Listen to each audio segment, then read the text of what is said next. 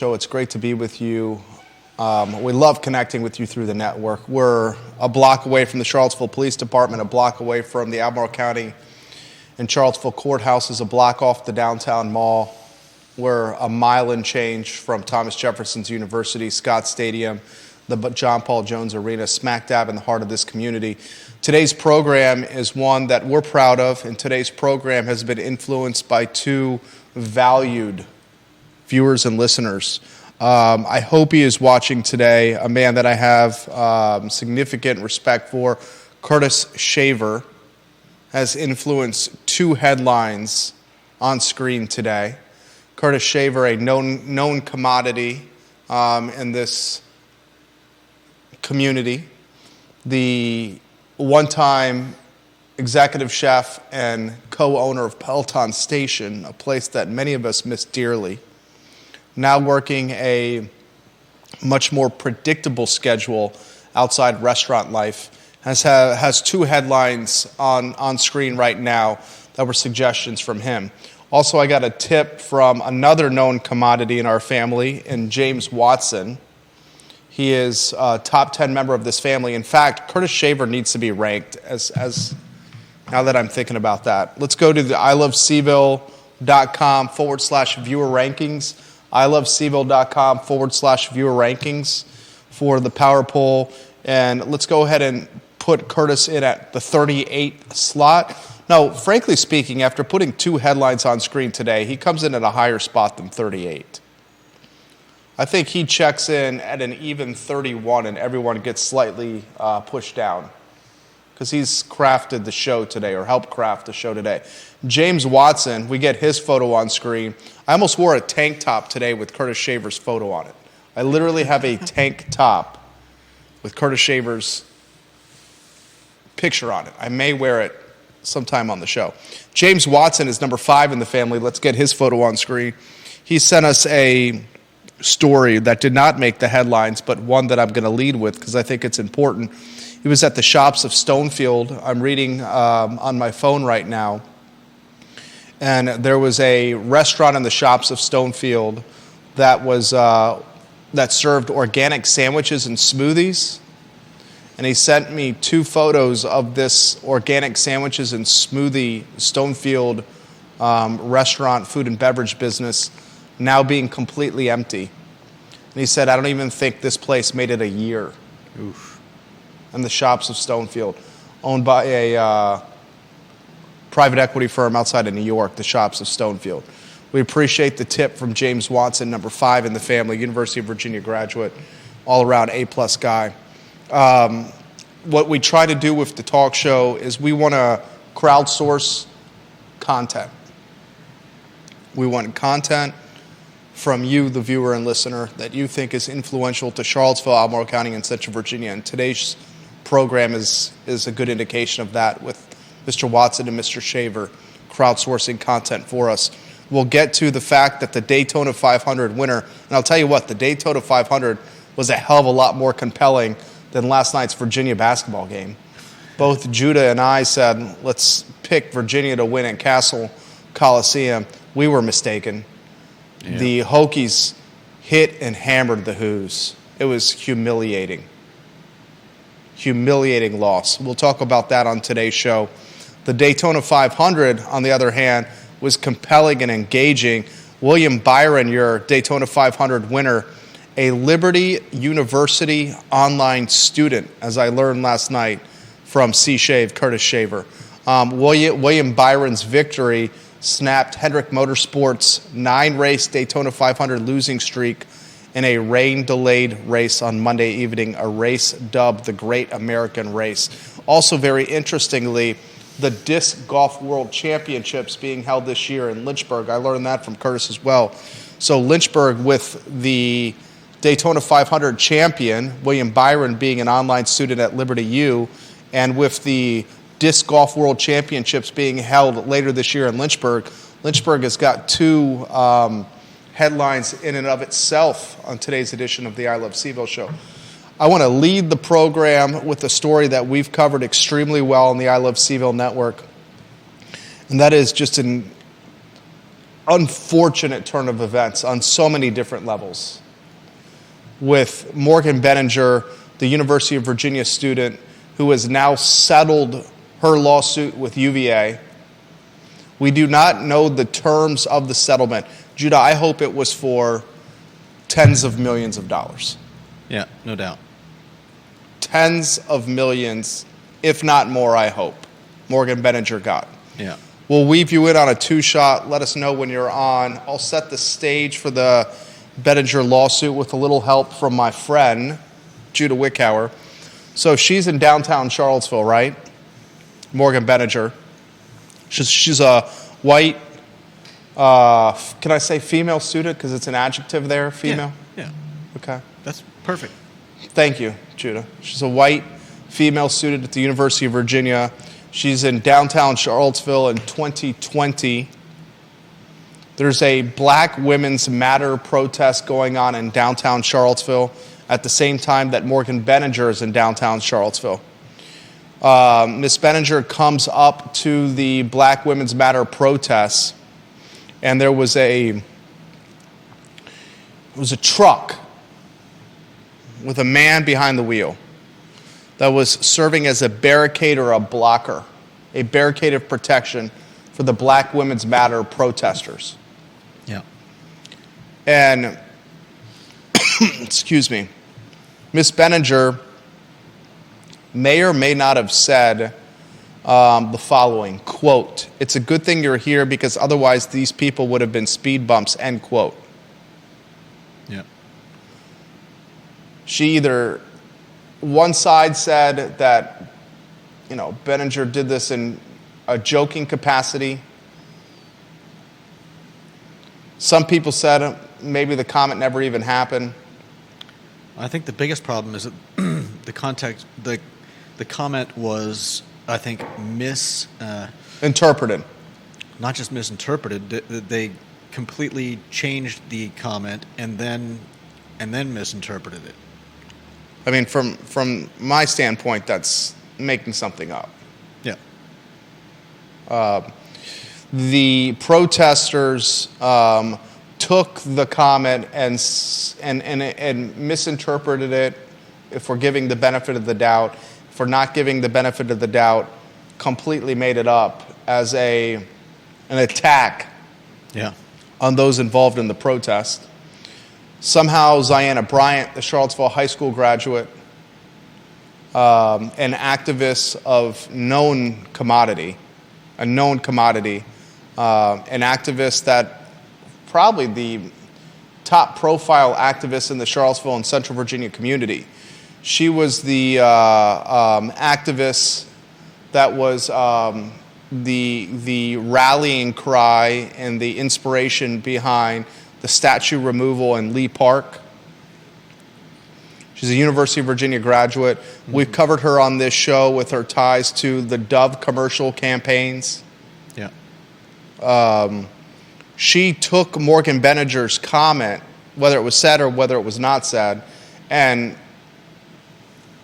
made it, I guess, a story. And that's me putting it lightly. Oh, very lightly. What's a better characterization? I mean, she turned it into some people are probably going to get mad at me for saying this, but I would argue that it wasn't much different from what people bringing torches onto UVA grounds. I mean, she basically started a witch hunt against Morgan Benninger. There's a profile in the Daily Progress about this today. It's a good profile, good story on what happened. Mm-hmm. Ziana Bryant used her social media following to drum up interest from other students. Judah's term, a witch hunt against Morgan Benninger. I mean, she essentially held the school at what's the word I'm looking for? In the palm of her hands, had leverage over the university. Basically was dangling the university as if she was a puppeteer. She threatened to close down, I believe it is a Duke UVA game. She said that if they didn't expedite the case against Bettinger. that's correct. And basically threatened them that they had to find her guilty. There it is. She utilized social media influence and clout, equity earned as an activist, to basically bring the University of Virginia down to its knees, almost as if she was a puppeteer and Jim Ryan in UVA were her puppet, dangling the strings to do what she wanted. She said if Morgan Bettinger, she threatened is a better term, if Bettinger did not get severely punished by the university, that her team of activists were going to,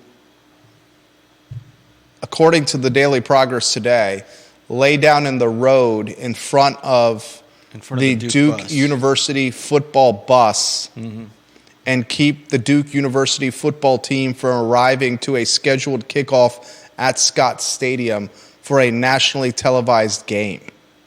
I don't think President Ryan or the university was ever going to do much in terms of helping Morgan Bettinger, but the threat in order to expedite the trial and force a guilty verdict was just egregious.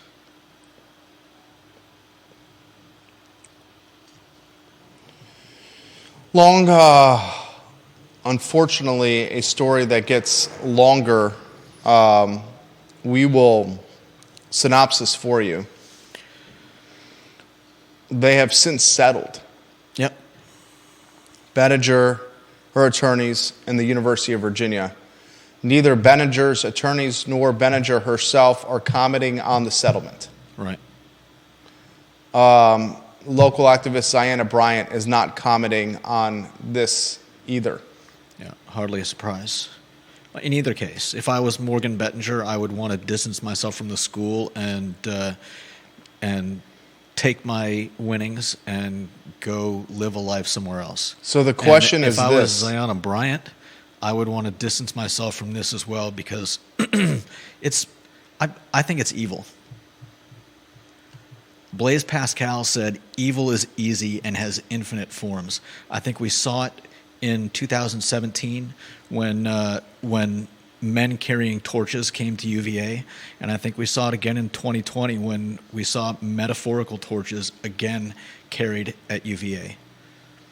Deep Throat makes this comment, number one in the polls, put his photo on screen. The fact that the University of Virginia settled with Morgan Bettinger, you have to believe this is about how ugly discovery would have been. Right. Basically, the details of what happened coming to light. Yeah. Basically, the university jumping to judgment. The jumping to conclusions map here. Well, I mean, the trial was, the jury was a jury of her peers. It wasn't even so much UVA, but the fact that UVA did nothing before or after. Right. After it was found out that there was no reasonable way to accuse her of what she was accused of, the UVA didn't walk back anything, and when she requested, I think she requested a review of President Ryan and the university, and got nothing. And this was at a time in 2020 when not just Charlottesville, not just the University of Virginia, but the entire nation was racially charged. Yeah.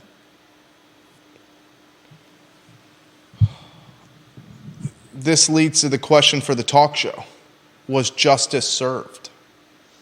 No. And this leads to a follow-up question for the talk show. What is legitimate justice? Yeah. Is justice served if Morgan Benninger gets millions of dollars, tens of millions of dollars? We don't know what the number is. We'll probably never know. Right. Is that enough to serve justice?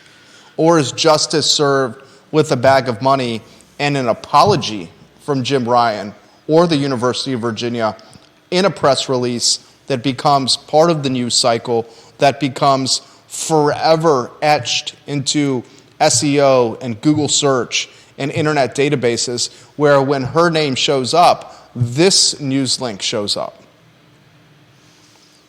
I don't know. I don't think that any case like this ends in justice. The money is a palliative that that doesn't serve to provide justice, but it certainly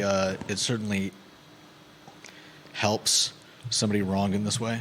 I echo Wickhauer's thoughts. Wickhauer's come correct and on point here. Janice Boyce Trevelyan watching the program. Janice Boyce Trevelyan, one of the members of the family, number 20 in the polls, if you get her photo on screen. She asked this question. Was Ziana Bryant held accountable for her actions? Did the university do anything against her? No, that would be justice. And the answer is no. Because if it was in fact a statement that was made up, that's an honor code violation. I don't know that you could prove that. I do believe that it's not that it was made up. I believe it was misheard or misconstrued. I believe that, if I recall, Ziana Bryant heard the comment as hearsay. She didn't hear it directly herself.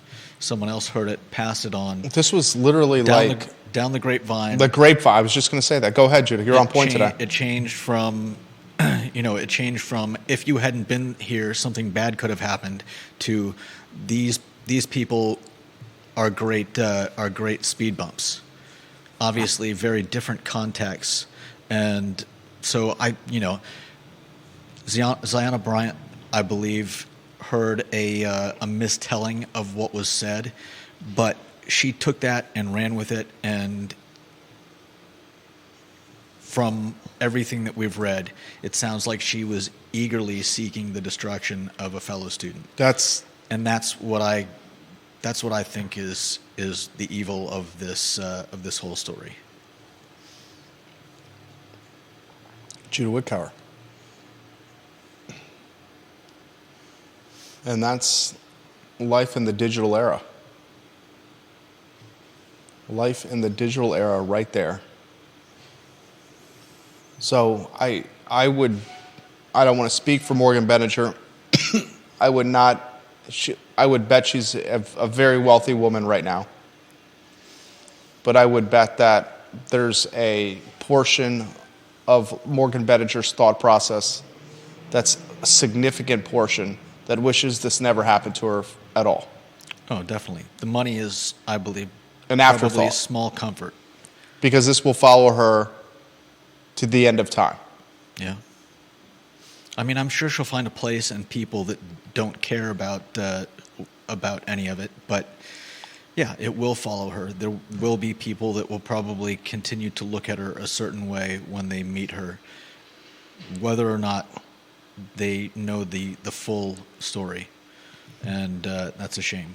And when it comes to the local activist, Ziana Bryant, who I do believe has an extremely bright future, extremely intelligent, many, many talents. I think it was a lesson learned here. That perhaps she is not as untouchable or as possessive of the Midas touch as she believed herself. I would like to think that she learned a lesson. I'm not sure how she would, though. She wasn't part of the suit, and well, I mean, I hope the lesson learned was how close that she could have been.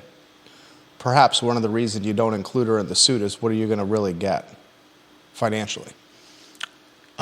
Yeah, I mean, I would have thought that including their suit wouldn't be about getting money from her, but Asking for the apology, that's the payment? that I could have The been. I'm sorry on the record?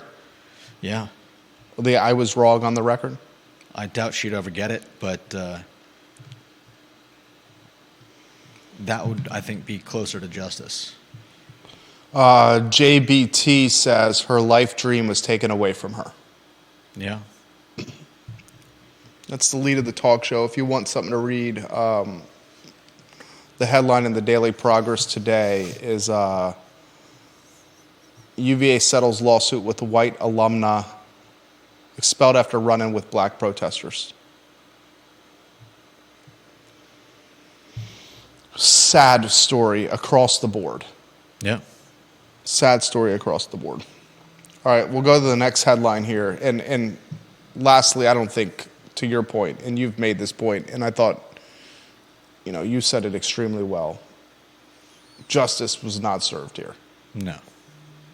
And perhaps you make that doesn't mean that we think that she shouldn't have gotten the money. I think she should have gotten the money. Deserves it, but it's a pale imitation of justice that for the last 4 years of her life. Yeah. Almost 4 years of her life. Yeah. And then the impact on the future. Mm-hmm. All right, headline 2, Judah Wickower. Kochis, Police Chief Kochis has paused record access to the Civilian Oversight Board. And I feel like there's some information lacking in the article. I don't know if there were more questions that could have been asked, or if I honestly don't know. But I feel like I can imagine it looks from the information like the ordinance, the city ordinance that was passed, giving the board access to the police records was incomplete or not well written. And my thinking on this is that Kochis may be protecting the city by preventing a poorly worded ordinance from causing problems if, say, somebody that was arrested whose records were given to the oversight board decided to sue the city over that information being let out. But I don't Offer know. the example you gave. Judah's come correct today. The example I was thinking about was the man that was arrested and charged in at least one of the attacks on the Ravenna Trail.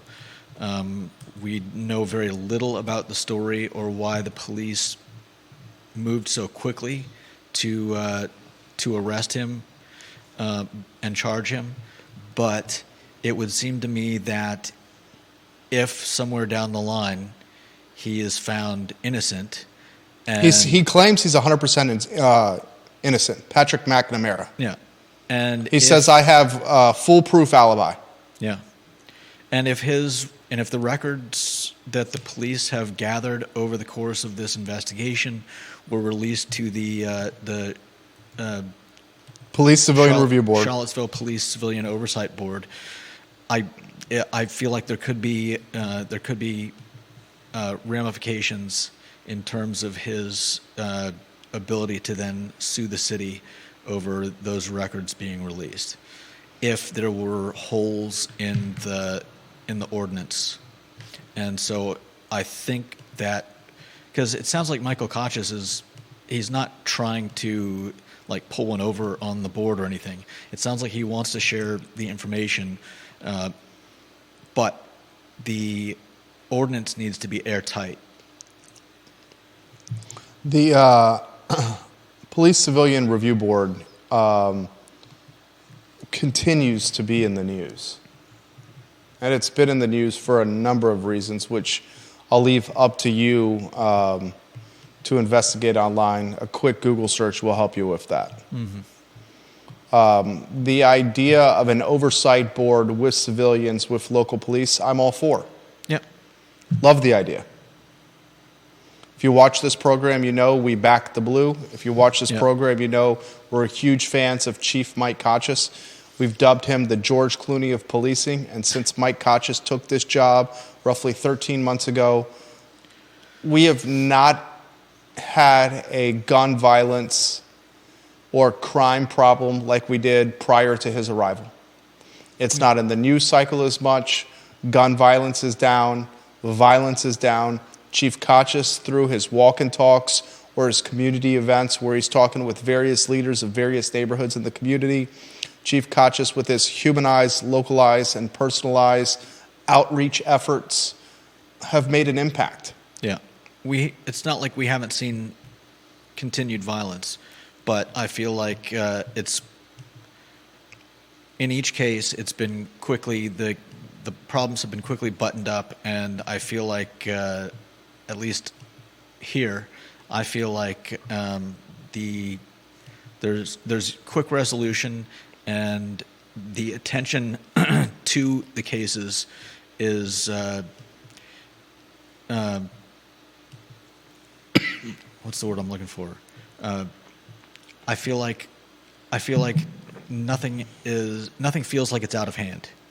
Everything feels like When we have we know- crime and we know those you that can't- perpetrate the crime are caught, yeah, you can't. that is reassuring. You can't preemptively stop crime. Right. But Right. what you can do is catch the people doing the crime. Yeah. And that's what they're doing. Exactly.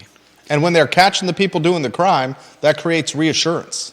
Yeah, That creates confidence. that's the word I was looking for. Reassurance. That creates the feeling of safety. Yeah. And the feeling, like, you know what law and order is? The concept of law and order is as much about tangible law and order as it is about reassurance in the feeling of law and order. Yeah. The concept of law and order is when we walk anywhere, we feel safe. Yeah. It's as much about that feeling as it is doing the walking and not having anything happen to you. Right.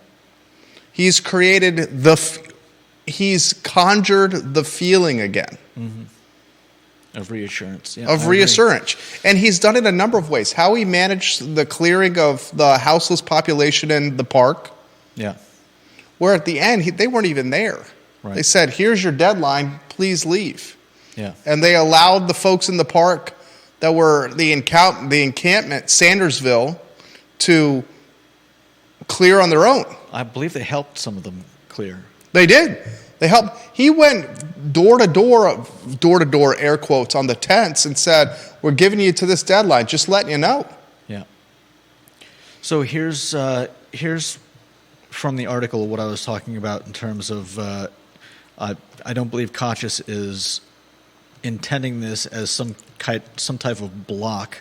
It says Kochis said he made the decision after he found an omission in the city's paperwork governing how police share information with the board, which has the power to conduct investigations of police misconduct and review internal affairs investigations done by the police.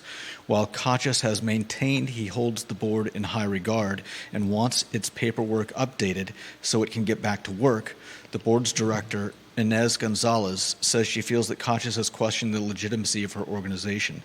Both agree the omission must be corrected. And so I think,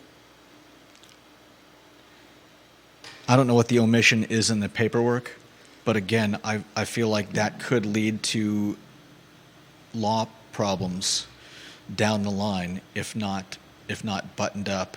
And it, to my perception of this, it seems like Kochis is looking out for the city. I don't think it's a bad read at all. I don't think it's a bad read at all.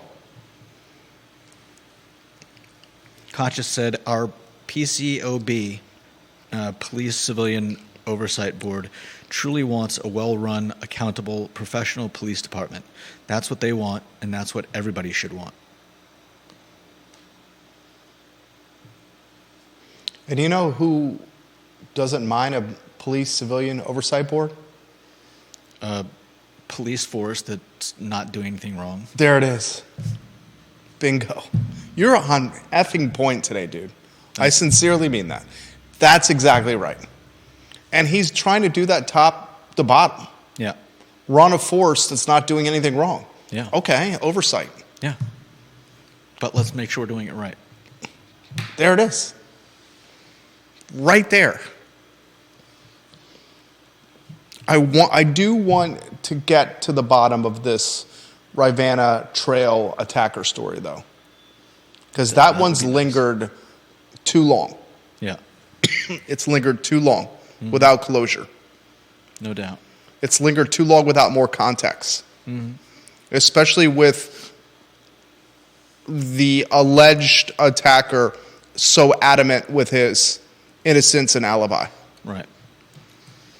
And others also reinforcing the innocence and alibi that were supposedly or allegedly with him at the time. Yeah. All right. 107. A lot we got to get to. You have another headline. Judah's shaping the show, much like Curtis has shaped the show, much like James has shaped the show, and much like you, the viewer and listener. One more from you, if you could, please, sir. Let's see. We got the Charlottesville High School has put out a survey. The surveys just... go ahead. I'm sorry. The surveys are just such mumbo-jumbo to me, but go ahead. I do have some questions. We talked about... the naming committees? Okay, Exactly. So you and I, the chemistry is working today. Go ahead. I'm sorry. I'm just eager to offer perspective on this. So it's a safety survey. Safety survey. It's on... the survey is on parentsquare.com. I think you can find it if you look up Charlottesville City Schools Safety Survey. And it says, Dear Charlottesville City Schools staff, families, and CHS students, the school board has requested feedback about 3 possible updates to our current safety model. If approved, any of the changes would be piloted at CHS. At this point, we are in feedback mode, not decision making. The 3 possible changes are 1, using weapons detectors either at CHS sporting events and or at CHS student arrival. 2, further exploring the idea of adding youth resource officers, that's what they're calling them, from the police department to our current safety model based on the public schools in Cambridge, Massachusetts. I'm guessing there must be a model of that success there that's doing well. Yes. The question is, that's a good guess. do we want to learn more about this model? So the question is not about do we implement officers, it's should we learn more about this model and think about it for our school? And that's the thing that's irksome. What? Paralysis of analysis. Paralysis of analysis is the enemy of productivity. In business, it's the enemy of profitability. When you just constantly are thinking about something over and over again and doing safety surveys or getting feedback, you're doing nothing. And some of these surveys have literally yielded bull doo-doo. You've got surveys at elementary schools and at other public institutions, public schooling institutions, that have asked the parents, should we change the name? Sutherland, Meriwether, Kale. And overwhelmingly, the results were, don't change the name, and still the name was changed. Yeah. Why do the survey if you're not going to listen to the parents? Because it makes it come across as a disingenuous process.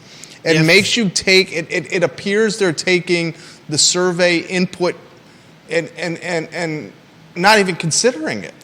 They probably didn't think anyone would find out that they were disregarding the results.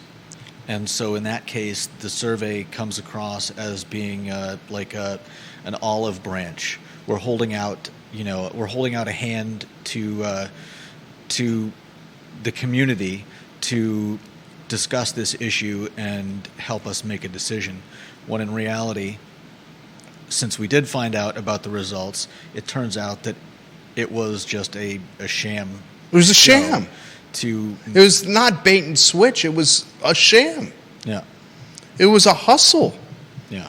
It was a perception management tactic that backfired, where it was us trying to control the perception if the results did not get out, but the results were leaked. Yeah. I would bet an overwhelming, I'll choose a different word. I would bet if you surveyed the parents at the high school in Charlottesville, a majority would suggest SRO metal detector. And the third one, I'm not sure how the third one involves safety. It has to do with whether or not high school students should be able to bring their phones and use them between classes. Which they should not. They should not use their phone in between classes. Yeah. Now, some parents have made the comments to us off air, Judah and I, that they're very much in favor of children having their phones at schools because that's how the parents could get alerted if there was a safety breach. Yeah. But one of the ways to prevent the safety breach is keep the phones out of the schools. The SROs and the metal detectors. Oh, yeah, that too. So you're doing these parental surveys, safety surveys. Are the results going to get leaked? Like the naming committee results got leaked at Kale, at Sutherland, at Merriweather, just to name a few? And if the results are leaked and you don't do what the surveys indicate, then is that just another BS sham? Right. And I don't have a problem with the survey. I don't have a problem with them. I don't have a problem with the survey if they follow the results of the survey. Yeah. I have a problem with the survey if the results are not followed. Yeah. I appreciate them trying to work with parents and Bingo. teachers and students, but if this is just a show to to it's the dog and pony show. It's the pomp and face, circumstance. Then that would be a shame. It's like the guy that's standing on the corner in a big city with a cardboard box, and he's got 3 cups and a little white ball under one of the cups, and he asks for $100 from you, and he says, guess where the cup is? Guess where the ball is? And he moves them around real quick. Monty. Yeah. They're playing 3-card Monty with the parents. Yeah. We hope they're not. They did with the naming committee. Yeah. I would bet the decision's already made. Could be. And if the decision's already made, this is a disingenuous process. Yeah. Good topic for a talk show. 2 headlines from the illustrious, the esteemed, the distinguished, the iconic Curtis Shaver. I'm going to be wearing a Curtis Shaver tank top on the talk show. We're also going to be introducing a fortune teller segment with crystal balls, magic wands, and headdresses. Judah does not know this, but he also may be a part of the fortune teller segment. What would be the name of my fortune teller character? Let's see. I'm going to get smoke like you see at a club where we can push a button and smoke comes and encompasses the set. There will be a crystal ball in front of me. In fact, we have it right off set. I'm going to wear a headdress. We're going to be using these magic wands, and we're going to be telling fortunes on the show that are tied to Charlottesville and Central Virginia. How about the inscrutable Mesmero? What? That's the inscrutable Mesmero? Never mind then. Okay, something that's brandable. Short and sweet. You know what the best names for dogs are? I do not. 1-syllable dog names. 1-syllable dog names. Like Spot. You go to Spot. Leo. Max. Liza's a good one. That's 2 syllables. Lucy's another one. That's a good one. That's 2 syllables. Short and sweet. Give me a fortune teller name that's short and sweet. Oh, man. Jerry the Big Brain. Jeez. Next segment, please. The Daytona 500 winner. The Daytona, I started the program with this. You watched the Daytona 500 last night? A hell of a lot more compelling than UVA and Virginia Tech. The Hokies castrated the University of Virginia on national TV. I mean, obliterated, annihilated. destroyed, hammered, hosed the Who's. Daytona 500 winner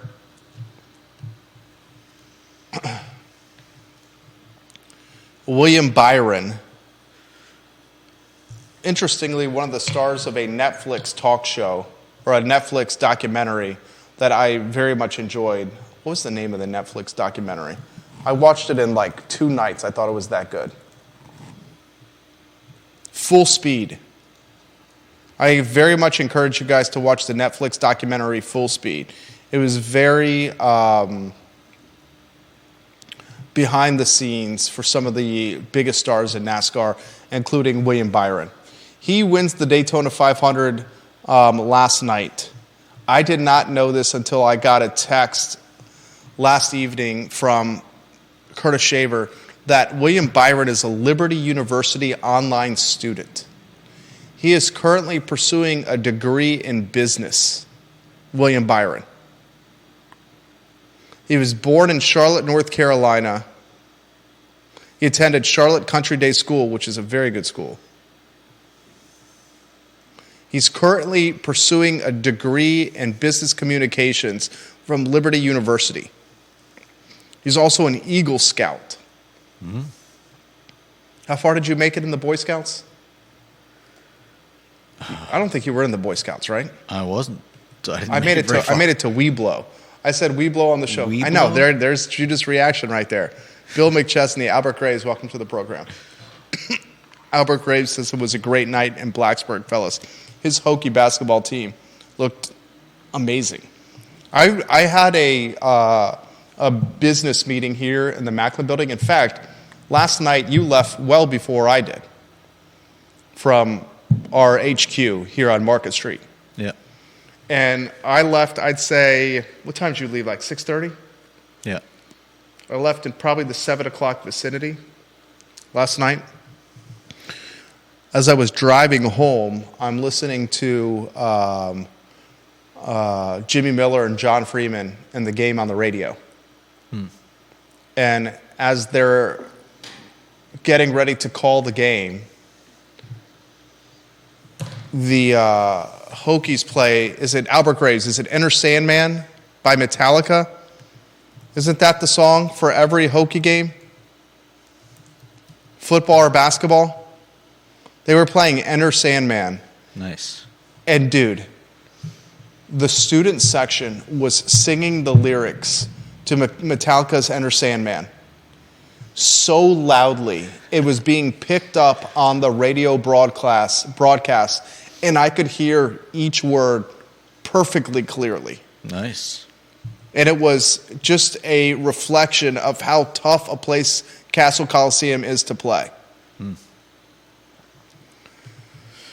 At the same time, this game, the Daytona 500, was concluding, and William Byron gets, he captures the checker flag under caution.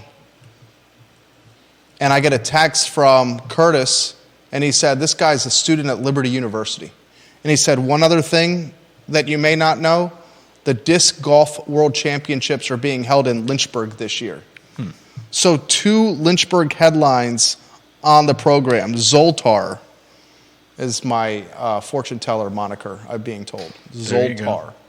Wasn't Zoltar the guy from Big? I think that was Zoltan. Are you sure? Nope. But look it up.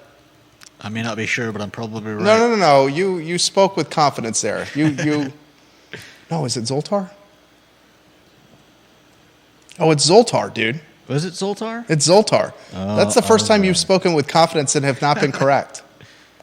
Normally when you speak with that kind of conviction and confidence, you are often right.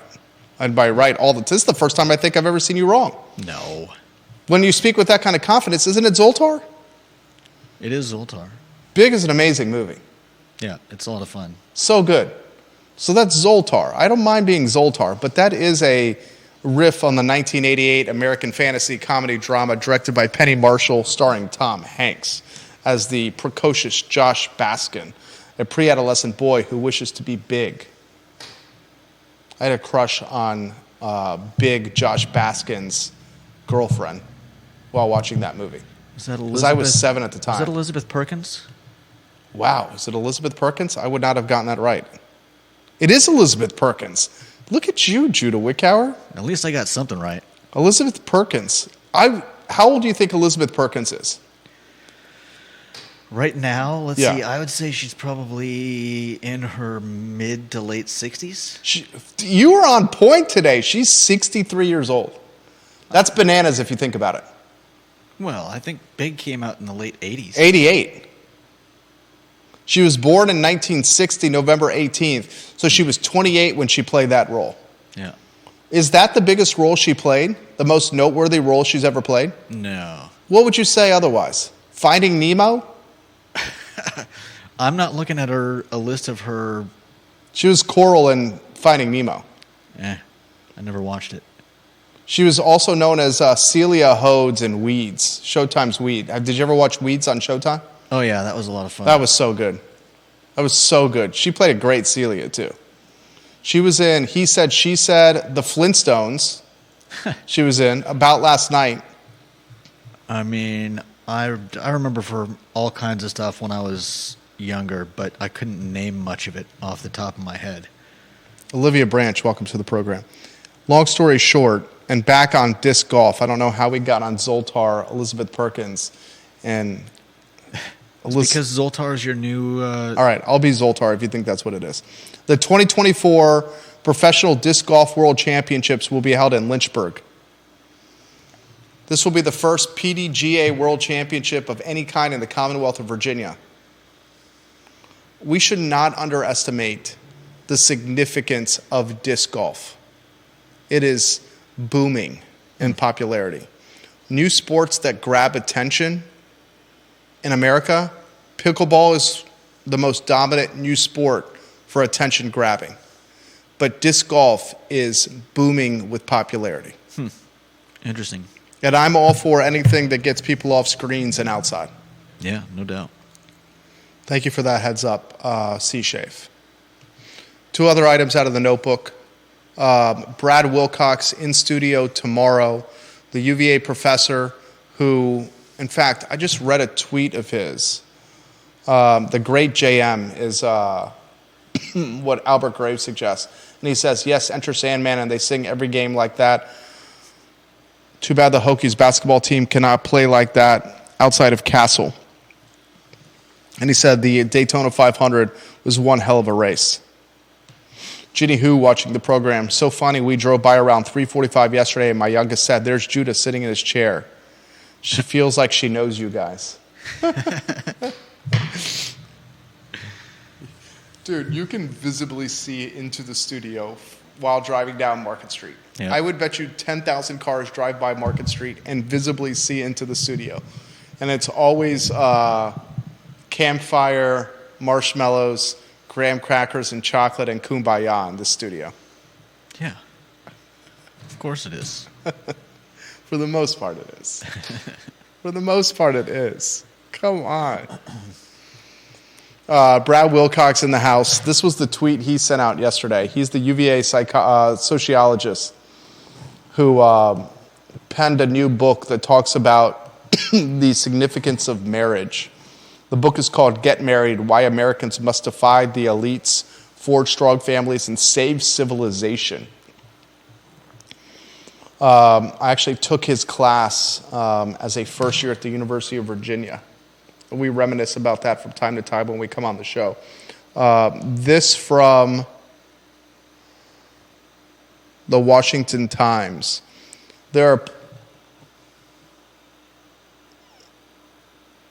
This might be from his book. There are plenty of liberals and members of the online right who argue that the path to prosperity runs away from marriage, but the data points in the opposite direction.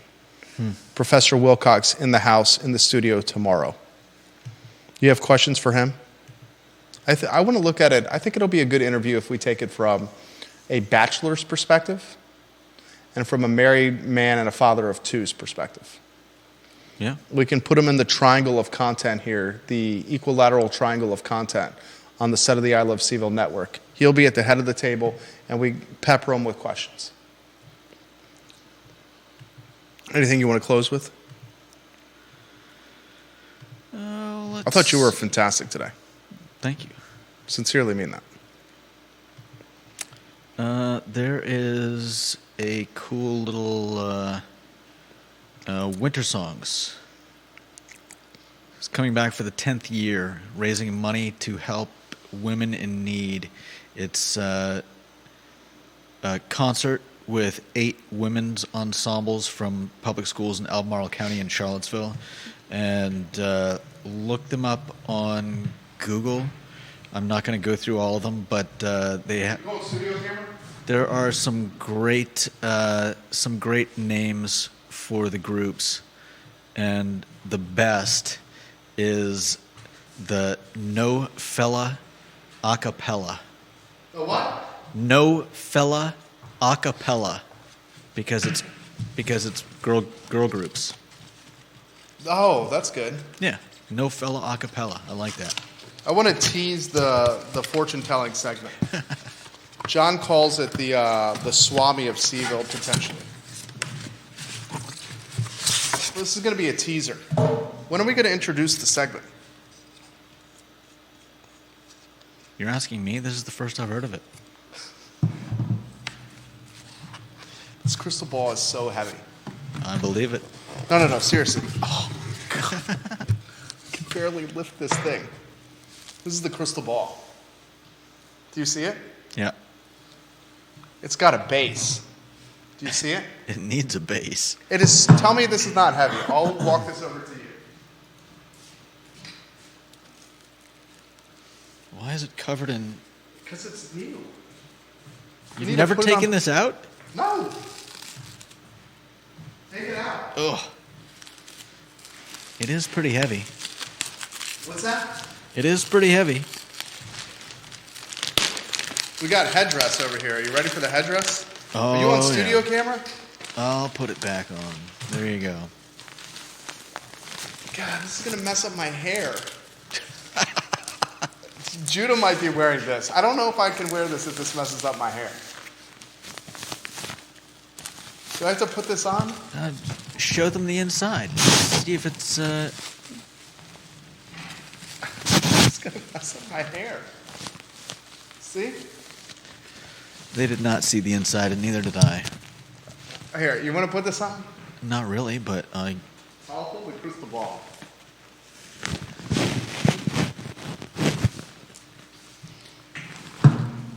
It's going to mess up your hair. There's nothing messes up my hair. See, I don't have that. You got no product in. Are you putting it on? What? Yeah.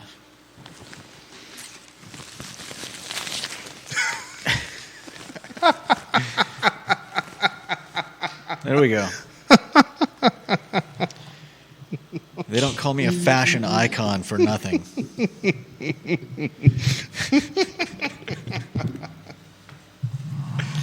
Oh, God. And here's the crystal ball. I don't know if we can roll this out with Brad Wilcox. I'm not sure if he'll ever come back to the show. This might be for a Thursday program. Oh, God. It's the Tuesday edition of the I Love CVille Show. Viewers and listeners, thank you for watching the program. Thank you for joining us today. For Zoltar, I'm the CVille Swami. Maybe that's the segment right there. Zoltar and the CVille Swami. You guys have a good afternoon. Take care. They can still see the top of my head.